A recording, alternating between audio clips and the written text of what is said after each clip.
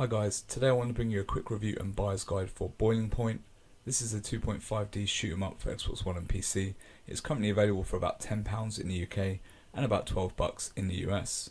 So the game has you playing as a rebel called June, and you seem to be protecting the city against slavers. Not that this comes across too well though through the anime dialogue scenes, as the dialogue is often quite brief, with no voice acting and some quite sterile art. This really does leave a bit of a bad impression. Gameplay is actually quite tight despite your ship feeling squirrely under your analog stick. Turns and dodges are quite crisp and responsive. Controls are simple, with firing on one stick and movement on the other stick, and this combined with using your D-pad to select through your special weapons and your triggers for both dodge and using the specials is quite a simple and easy to get to grips with control scheme. The game also lets you customize your ship with different abilities that you can purchase in the store. These can increase your defense, speed, the type of shot you have, but these also always detract from other attributes you have, so it really is a balancing game. You've got to find out your best style, what works for you, and then adapt your play style to whatever loadout you choose.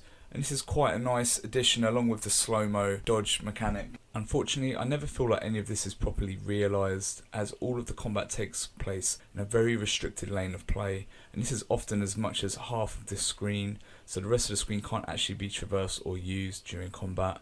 This certainly ramps up the difficulty and allows for some very heavy bullet patterns in a very concentrated area, and it allows the developers to use some clever camera work from time to time. But this all comes at the cost of freedom, and it makes the game feel quite restricted and quite unambitious at times, and it really detracts from the sense of scale of the game as well.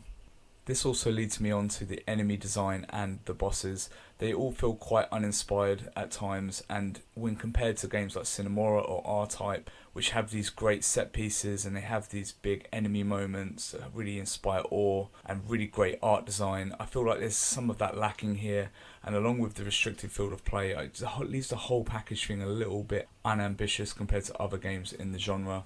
The whole aesthetic, really, to be honest, the graphics are always crisp and clean, and the frame rates are decent and smooth, but the whole thing kind of screams XBLA circa 2009 to me, where there's probably a lack of budget there to kind of push it up alongside some of the best games in the genre.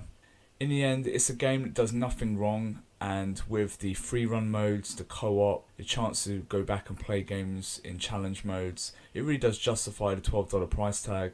But it simply does not need to exist. When a game that's so much more superior like Cinemora came out just a few months ago and can be got now for less than $20 in a physical copy, there's really no need for this game to exist, unfortunately. If you're a genre fan and you're screaming out something to play on your Xbox, for instance, because obviously on PC there's a few more options, then this might be worth picking up at this low price.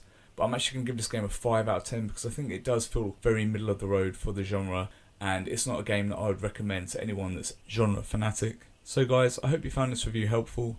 If you did, feel free to like, comment, subscribe, and I'll see you next week.